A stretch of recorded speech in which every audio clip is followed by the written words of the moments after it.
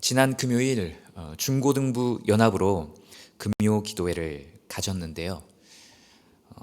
제가 제일 처음 부임했을 때 지난 2019년도 그때 여름에도 중고청 연합으로 수련회를 떠났었습니다.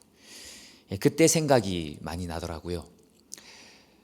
그때 이렇게 또 굉장히 중고청 청년부까지 함께 연합이 되어서 함께 수련회를 가지며 또 귀한 시간을 가지고 행복한 시간을 가졌는데, 그때 제일 마지막 시간에 뭘 하면 가장 의미가 있을까 생각을 나누다가 도미노를 하자라는 아이디어가 떠올랐습니다.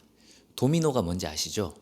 이렇게 조그마한 블럭들을 쭉 세워가지고 나중에 완성하면 처음 걸 스타트 그 블럭을 넘어뜨리면 이렇게 연속으로 넘어져서 지금 마지막 것까지 넘어지지 않습니까? 한 번도 실패하지 않고 다 완성한 다음에 첫 블럭을 넘어뜨린 후 제일 마지막 블럭까지 쭉 이제 넘어져서 성공을 하면 굉장히 뿌듯하고 또 하나됨을 느낄 수 있고 성취감을 느낄 수 있으니까 이걸 하자, 이렇게 의견을 모으고 열심히 다 같이 그 100명이 넘는 친구들이 할 수 있는 도미노를 찾았습니다. 그래서 열심히 찾은 결과 이렇게 큰 도미노 블럭을 이제 구할 수 있는 곳을 찾았어요. 그래서 중등부의 한 선생님과 그리고 한 청년과 함께 제가 그 블럭을 빌리러 스타렉스를 타고 가서 빌려왔습니다. 한 블럭 한 블럭이 굉장히 커요. 그걸 이제 박스에 담아놨는데 제 기억에 거의 10박스 이상 되는 그 많은 블럭을 가지고 수련회 장소로 떠났던 그런 기억이 있습니다. 그 마지막 시간에 이렇게 한 번에 그걸 다 만들 수 없으니까 10개가 넘는 조가 각각 조가 블럭을 가져가서 만들어서 이제 마지막에는 조끼리 다 그 블럭을 이어서 이제 시작해서 이제 마무리하는 그런 하나됨을 좀 상징하는 그 연합을 상징하는 도미노를 했었는데, 물론 완벽하게 성공하지는 않았던 기억이 있습니다. 그러나 그것을 하는 시간, 그 만들고 함께 만들어가는 시간들이 굉장히 귀했었는데요. 이렇게 누가 한번 잘못 실수하면은 우르르 무너져서 다시 또 그 많은 걸 쌓아야 되잖아요. 한번 무너지면 그냥 허탈한 마음에 그냥 집어치워, 그냥 싫어 하기 싫어 이러고 이런 마음에 그냥 포기할 수도 있지만 또 다시 시작하자 그런 마음으로 그 모든 중고등부 그리고 청년들이 함께 마음을 모아서 그렇게 아름답게 마무리했던 기억이 있습니다. 도미노 한번 넘어지면 다시 처음부터 시작해야 되는 게임이죠. 다시 시작하고 또 다시 시작해야 됩니다. 도미노는 그래도 시간이 있으면 얼마든지 다시 시작할 수 있습니다. 그러나 이 세상은 단 한 번의 실패도 용서하지 않고 두 번 다시 기회를 우리에게 주지 않는 그런 냉혹한 경우가 많이 있습니다. 범죄물을 다룬 그 느와르 장르의 영화를 보면 그런 경우가 많이 있지 않습니까? 예를 들어 달콤한 인생에서 그 김영철이 이병헌의 한 번의 실수를 용납하지 않고 죽이려고 하면서 넌 나에게 모욕감을 줬어 라는 유명한 대사를 남겼죠. 한 번의 실수도 그 세계에서는 용납이 되지 않고 처형된다는 거죠. 한 번의 실수도, 세상도 그렇지 않습니까? 단 한 번의 실수도 우리에게 용납하지 않는 경우도 많이 있습니다. 요나라는 우리가 함께 본문에서 본 인물은 실패한 사람입니다. 실패한 사람, 실패한 선지자였죠. 세상적으로는 버림받아야 될 마땅한 실패한 사람이었습니다. 이 요나는 이스라엘을 대표하는 인물, 대리하는 인물입니다. 그 당시 하나님께서 이스라엘을 선택하실 때, 하나님의 백성으로 삼실 때 이스라엘만 구원하려고 이스라엘을 선택한 게 아닙니다. 출애굽기 19장 6절 말씀을 보면 너희가 내게 대하여 제사장 나라가 되며 거룩한 백성이 되리라 라고 하나님께서 말씀하세요. 이스라엘을 향해서 하나님께서 언약을 맺으실 때 그들을 향해 무슨 나라라고 칭하십니까? 제사장 나라라고 말씀하십니다. 제사장이 뭡니까? 어떤 존재죠? 하나님과 죄인인 인간을 이어주는 존재입니다. 하나님께서 이스라엘을 택하실 땐 이스라엘 그들만, 그 백성들만 구원하려고 택하신 것이 아니라 그들을 제사장 나라로 삼아서, 장자 삼아서 이스라엘을 통해서 온 열방을 구원할 하나님의 놀라운 계획이 있었던 거죠. 이스라엘을 통해서 구원하려고 이스라엘을 맨 처음 부르시고 선택하시고 하나님의 백성과 민족으로 삼으셨던 겁니다. 그런데 이 이스라엘을 대표하는 요나는 자기 나라 이외의 사람들이 구원받는 걸 원치 않았습니다. 자기들만 특별한 백성이고 구원받기 합당하고 구원받을 자격이 있고 자기들 이외에 저 아수르 같은 이방 나라들, 저런 야만인들, 저런 힘만 세고 우리를 괴롭히는 저 나쁜 놈들은 하나님께 저주를 받아서 다 멸망해야 마땅하다라고 생각했던 거죠. 사실 이스라엘이 무슨 자격이 있어서 구원받은 게 아니잖아요. 하나님의 은혜로 구원받았고 마땅히 감사한 마음으로 그 은혜를 전해야 됨에도 불구하고 하나님께서 이방 땅 니느웨로 가서 회개를 선포하라고 외쳤을 때 그 사명을 저버리고 하나님의 얼굴을 피해 도망을 가죠. 요나는 여호와의 얼굴을 피하려고 니느웨 완전 반대 방향으로 갑니다. 욥바로 내려가 배를 타고 다시스로 향했죠. 다시스는 그 당시 니느웨가 동쪽 끝이라면 다시스는 서쪽 끝이라는 인식이 강했다고 합니다.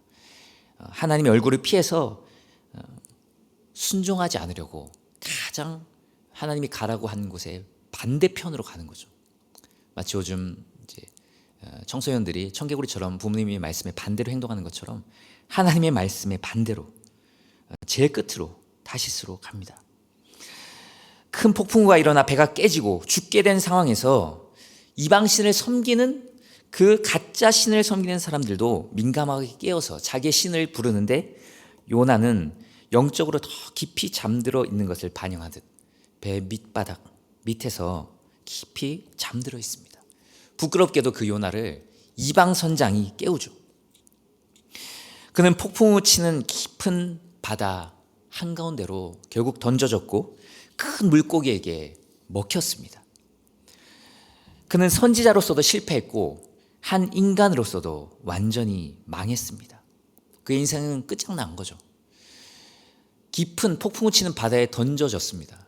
큰 물고기에게 먹혔어요. 그럼 그의 인생은 그냥 끝난 것 아닙니까? 다른 신 같으면 요나를 버리고 실패하고 말 안 듣는 그런 요나를 버리고 말 잘 듣는 새로운 선지자를 선택했을 겁니다. 그러나 하나님은 그런 분이 아니셨습니다. 하나님은 실패한 요나로 다시 시작하게 하셨습니다. 오늘 말씀 제목이 뭐죠? 다시 시작하게 하시는 하나님입니다. 놀랍게도 하나님은 그 물고기 뱃속에서 다시 요나로 회개하게 하시고 다시 부르십니다. 다시 사명을 주시고 그 사명을 완수할 기회를 주십니다. 오늘 설교 제목이 다시 시작하게 하시는 하나님인데 사실 좀 길어서 그렇지 그 앞에 하나를 더 넣으면 좋겠다는 생각이 들었어요. 앞에 괄호가 있다면 거기 뭘 넣으면 좋을까요? 다시 시작하게 하시는 하나님 앞에 괄호가 있다면 물고기 뱃속에서도 다시 시작하게 하시는 하나님이라고 하면 더 좋겠다는 생각이 들었어요. 물고기 뱃속에서도 다시 시작하게 하시는 하나님. 생각해 보십시오. 내가 지금 바닷속에 던져졌고 물고기한테 먹힌 상태예요. 여기서 무슨 다시 시작할 수 있는 무슨 그런 일말의 기회나 어떤 기미가 보입니까? 끝난 거죠. 그런데 그곳에서도 하나님은 다시 시작하게 하신다라는 겁니다. 이미 죽은 것이나 다름없는 상황에서도 사실 이미 죽은 상황에서도 다시 시작하게 하시는 하나님의 은혜를 우리는 말씀을 통해 확인합니다. 하나님은 한번 실패했다고 해서 버리시는 분이 아닙니다. 다시 은혜로 세워주시는 분이신 줄 믿습니다. 제가 주일학교를 맡았을 때, 특별히 중등부를 맡았을 때 이 목회 회의가 많이 오더라고요. 제일 처음에는 유년부를 맡았어요. 1, 2, 3학년, 초등학교 1, 2, 3학년 학생들 너무 귀엽더라고요. 너무 귀여워요. 그냥 목사님, 그때 전도사였죠. 전도사님 그러면서 막 뛰어와요, 가면은. 그리고 막 안깁니다. 그때는 뭐 코로나도 아니니까 막 안아줬죠. 편하게. 막 안기는데 너무 귀여워요. 그리고 그 교회를 떠날 때도 아이들이 가지 말라고 막 울더라고요. 걔네 솔직히 말하면 그 선생님들한테 조금 죄송하지만 선생님들도 사실 헤어짐의 아픔이 있었지만 그 아이들 놓고 참 간다는 게 너무 마음이 아프더라고요. 그만큼 굉장히 즐겁고 행복한 사역을 했었는데 그 다음에 중등부를 덜컥 맡게 됐죠. 근데 이 중등부 아이들이 말이 잘 안 듣잖아요. 설교도 잘 안 듣고. 근데 뭐 그러면서 사역을 했었는데 한 번은 제가 막 열심히 설교를 해도 그냥 듣는 건지 안 듣는 건지 시큰둥하게 반응하면서 앉아있는 친구가 있었어요. 늘 앞에 앉는데 이렇게 시큰둥해요. 근데 어느 날 그때도 이제 중고등부 연합수련회를 했었는데 저녁에 강사가 왔어요. 그 강사는 고등부를 맡았던 목사님이 부른 강사였는데 좀 제 마음에 안 드는 좀 이상한 강사였습니다. 그 강사가 밤에 집회 때 설교를 하는데 뭐 이런 얘기를 하는 거예요. 이렇게 하면 서울대 갈 수 있다. 여기가 뭐 지금 수련회 교회 수련회인데 지금 뭐 강남 뭐 학원도 아니고 뭐 이렇게 하면 서울대 갈 수 있다. 한 번 인생 태어났는데 서울대 가서 하나님께 영광 돌려야 되지 않겠냐. 뭐 이런 얘기를 하는 거예요. 저는 속으로 되게 마음이 불편했고 화가 났는데 평소에 제 설교를 시큰둥하게 듣고 듣는 많은 동안 친구가 갑자기 아멘으로 반응하는 겁니다. 제가 평소에 서울대가 중요한 게 아니다. 하나님을 진짜로 만나야 된다. 믿어야 된다. 하나님을 만나는 기쁨을 맛봐야 된다. 하나님 말씀대로 사는 것이 성공한 인생이다. 수없이 그렇게 얘기를 했는데 거기는 시큰둥하게 반응하다가 이렇게 하면 서울대 갈 수 있다는 그 말에 아멘으로 화답하면서 갑자기 살아나는 모습을 보면서 내가 계속 목회를 해야 되나 이런 아픈 그 마음이 들더라고요. 그렇게 좀 마음이 어려울 때 또 하나님은 다른 친구를 보내주셔서 강도사님 말씀이 너무 좋다고 은혜를 많이 받았다고 하면서 또 삶이 변하고 있다고 그런 얘기를 하면서 또 얘기를 하는 친구를 하나님이 또 보내주시더라고요. 그래서 또 위로를 받고 그래 이 맛에 목회를 한다 이런 마음에 또 다시 또 일어나고 또 마음이 어려울 때도 있지만 또 다시 하나님은 또 까마귀를 통해서 또 비둘기를 통해서 또 양식을 보내주시고 또 회복시켜 주시더라고요. 그렇게 하나님은 실패하고 또 연약한 저를 다시 또 일으켜 세워주시고 다시 시작하게 하시고 다시 시작하게 하셨습니다. 하나님은 정말 은혜의 하나님이셔서 실패한 자를 다시 일으키시고 다시 시작하게 하십니다. 하나님께서 만약 실패를 허용하지 않으시는 그런 분이셨다면 지금의 인류는 어쩌면 존재하지 못했을지도 모릅니다. 아담과 하와가 선악과를 따먹었을 때 하나님은 아담과 하와를 버리고 다시 새로운 인류를 시작하실 수도 있었습니다. 그러나 실패한 그들에게 가죽옷을 지어 입히시며 그들의 수치를 가려주십니다. 창세기 3장 21절 말씀 보면 사람들이 많이 놓치는 부분인데 그 실패한 아담과 하와에게 하나님께서 책망만 하시는 것이 아니라 그들을 위해서 가죽 옷을 지어 입히시니라는 말씀이 있어요. 그 가죽 옷으로 그들의 수치를 가려주시고 덮어주시고 위로해 주시고 또 회복시켜 주시는 하나님이신 거죠. 하나님은 또한 아브라함과 언약을 맺으실 때도 하나님의 큰 은혜를 보여주십니다. 창세기 15장 17절을 보면 해가 져서 어두울 때 연기나는 화로가 보이며 타는 횃불이 쪼갠 고기 사이로 지나가더라 라는 말씀이 있어요. 이게 무슨 맥락이냐면 하나님과 아브라함이 언약을 맺습니다. 언약을 맺는데 그 당시 언약을 맺을 때 이런 풍습이 있었어요. 두 왕이 언약을 맺으면 그 왕은 같이 쪼갠 고기 사이로 지나갑니다. 고기를 짐승을 쪼개요, 반으로. 그리고 반을 쪼갰으면 그 반은 오른쪽 또 반은 왼쪽에 놓고 그 중간에 통로가 있잖아요. 그 통로 사이로 같이 지나가요. 그게 무슨 의미냐면 우리가 왕과 왕이 이런 언약을 맺는데 서로 이런 언약을 맺는데 약속을 하는데 둘 중에 한 명이 어길 경우 둘 중에 한 명은 이 쪼갠 고기처럼 될 것이다 라는 어쩌면 아주 무시무시한 그러나 아주 분명한 그런 가시적으로 보여주는 언약의 표징이 있는 그런 언약식이었던 거죠. 그런데 그 쪼갠 고기 사이로 이 횃불은 하나님을 상징하거든요. 하나님과 아브라함이 같이 지나갔더라가 아니고 뭐라고 나와요? 횃불 혼자 고기 사이로 지나갑니다. 아브라함은 그걸 지켜보고만 있어요. 이 횃불이 혼자 지나가요. 왜 혼자 지나갔을까요? 사실 아브라함은 연약한 인간이잖아요. 하나님과의 약속을 온전하게 지킬 수 없는 존재입니다. 그러니까 아브라함은 사실상 쪼갠 고기처럼 될 수밖에 없는 존재인 거죠. 하나님이 그것을 미리 아시고 은혜를 베푸신 거죠. 네가 언약을 어겨도 내가 쪼갠 고기처럼 되겠다. 내가 죽겠다. 내가 대신 그 책임을 지겠다라고 말씀해 주신 겁니다. 앞에 나온 놀라운 하나님의 은혜가 있는 그 가죽옷. 가죽옷 생각해 보십시오.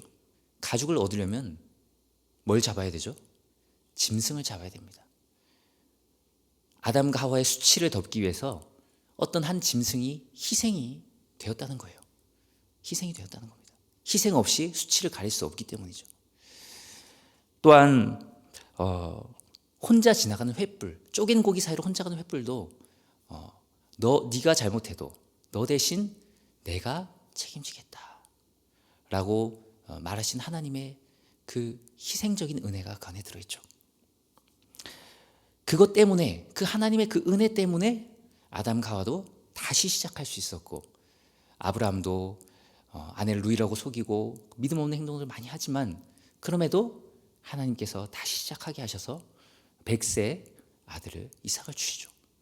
그리고 하나님의 역사를 써내려가게 하십니다. 이 희생의 가죽옷, 이 희생의 짐승, 이 희생적인 횃불 다 무엇을 의미합니까? 네, 우리를 위해 십자가에 죽으신 예수 그리스도를 상징합니다. 예수 그리스도를 말하고 있습니다. 예수 그리스도께서 우리의 실패를 대신 지시고 십자가에 죽으셨기 때문에 우리가 다시 시작할 수 있는 줄 믿습니다. 요나가 실패했지만 다시 시작할 수 있는 건 바로 이 하나님의 예수 그리스도의 십자가를 통한 은혜 때문입니다. 실패에 마땅한 벌을 받아야 됩니다. 그 죄에 합당한 대가를 치러야 됩니다. 하나님은 공의의 하나님이기 때문에 절대로 그냥 넘어가지 않으십니다. 그러나 그때 그 대가를 누가 치른 거예요? 예수님이 십자가에서 치르신 겁니다. 그 예수님 때문에 우리가 다시 시작할 수 있는 거죠. 하나님의 놀라운 그 은혜 때문에 우리는 실패하고 실패해도 우리의 실패를 대신 가지고 가신 예수님 때문에 다시 시작할 수 있습니다. 예수님께서 잡히시고 십자가에 못 박혀 죽으신 후에 베드로와 제자들은 완전히 패배의식에 사로잡혀 다시 이전 모습 그대로 돌아갑니다. 어부였던 그때 모습으로 돌아가서 패배의식에 사로잡혀 패배자인 것처럼 그냥 그물을 깁고 그물을 호수에 치며 고기를 잡습니다. 그때 누가 나타나시죠? 부활하신 예수님이 그들에게 나타납니다. 그리고 그들로 하여금 처음 예수님을 만났을 때처럼 찢어질 듯 엄청나게 많은 그물이 찢어질 만큼이나 많이 내는 고기를 똑같이 잡게 하시고 그리고 그 예수님이 부활하신 예수님이라는 것을 제자들이 알게 하십니다. 그때 예수님이 베드로를 회복시키시죠. 요한복음 21장에 보면 베드로를 향해 3번이나 같은 물음으로 물으시며 베드로를 회복시키십니다. 베드로는 예수님이 십자가에 못 박히기 위해 잡혀가셨을 때 내가 죽는 한이 있어도 예수님 버리지 않겠습니다 라고 다짐했지만 몇 번 부인합니까? 3번이나 부인합니다. 너도 저 예수라는 자 옆에 있었던 사람 아니야? 너 그 제자 아니냐? 아니다. 난 저 사람 모른다. 마지막엔 저주하면서까지, 예수님을 저주하면서까지 난 저 사람 모른다 라고 부인했던 그 베드로. 그러나 또다시 3번 예수님이 네가 나를 사랑하느냐 라고 물으시며 내가 예수님을 사랑합니다. 내가 예수님을 사랑합니다. 내가 예수님을 사랑하는 줄 예수님께서 아시지 않습니까? 라고 예수님을 사랑한다고 다시 한번 3번이나 반복해서 말하게 하심으로 베드로를 회복시키시는 예수님의 모습을 봅니다. 베드로와 그 제자들로 하여금 다시 시작하게 하신 거죠. 다시 시작하는 베드로는 이전과 같이 살 수 없었습니다. 그 베드로와 제자들은 오순절에 또 한 번의 큰 은혜를 경험하고 나서 그 이전과 같이 두려움에 사로잡혀 잡힐까봐, 가서 고문당할까봐, 죽을까봐 두려워 숨고 거짓말한 것이 아니라, 부인한 것이 아니라 담대하게 나가 복음을 전하는 사도로, 정말 예수님의 제자답게, 사도답게 살아갑니다. 다시 시작하게 하시는 그 예수님의 큰 십자가의 은혜를 경험한 거죠. 다시 시작한다는 것은 단순히 그 이전으로 돌아가는 것이 아닙니다. 어떤 목사님이 이런 말씀을 하시더라고요. 코로나 이전처럼 사람들이 교회에 몰려오지 않는 것이 두려운 것이 아닙니다. 사람들이 코로나 이전처럼 똑같이 예배 드릴까 봐 두렵습니다. 하나님이 우리로 하여금 큰 어려움을 겪게 하신 건 단순히 그 이전으로 회복시키기 위함이 아니시겠죠. 더 나은, 더 위대한, 더 성숙한, 더 하나님이 보실 때에 더 바르고 기쁜, 더 성경적인 곳으로 나아가게 하기 위해서 하나님께서 코로나뿐만 아니라 우리에게 모든 산들과 인생의 어려움을 허락하는 줄 믿습니다. 그러나 그 어떤 정말 실패하고 또 우리가 낭망한 상황 가운데서도 하나님께서 다시 그 물고기 뱃속, 그 저 밑바닥에서도 우리를 그 밑바닥보다 우리 대신 더 밑바닥으로 내려가신 예수님 때문에 다시 끄집 올려주시고 회복시켜주시고 더 이전보다 아름답게 우리를 성장시켜 주실 줄 믿습니다. 오늘 말씀 3장 1절 말씀인데요. 여호와의 말씀이 두 번째로 요나에게 임하니라. 이 말씀에 요나 대신 우리 자신의 이름을 넣어서 한번 읽어봤으면 좋겠습니다. 시작. 여호와의 말씀이 두 번째로 영광에게 임하니라. 아멘. 다시 시작하게 하시는 하나님이 요나로 다시 시작하게 하신 것처럼 우리의 예배를 더 아름답게 회복시켜 주시고 우리의 교회를 회복시켜 주시고 우리의 구역을 더 아름답게 다시 시작하게 하시고 우리의 어쩌면 무너져 있는 가정과 사업장을 더 아름답게 다시 시작하게 하셔서 더 성숙한 모습으로, 더 나아진 모습으로, 더 하나님께 영광이 되는 영광스러운 모습으로 시작하게 하셔서 과거의 그 모든 어려움도 합력하여 선을 이루어 하나님께 영광이 되게 하셨다라는 고백이 우리의 입술에서 나오게 하실 줄 믿습니다. 그 하나님을 찬양합니다. 기도하겠습니다. 사랑과 은혜가 많으신 하나님 아버지 감사합니다. 이 시간 요나서 말씀을 통해서 다시 시작하게 하시는 하나님의 은혜를 함께 들으며 누렸습니다. 하나님, 우리가 때로는 코로나 때문에 그리고 우리의 육신적 질병 때문에 또한 어려운 관계 때문에 경제적인 어려움 때문에 등 수많은 어려움 때문에 때로 낙심하고 좌절에 빠져 있고 실패에 빠져 있는 우리의 모습을 봅니다. 하지만 하나님께서는 그 모든 언덕을 지나 더 성숙하게 하시고 더 아름답게 하실 위대하신 하나님이신 줄 믿습니다.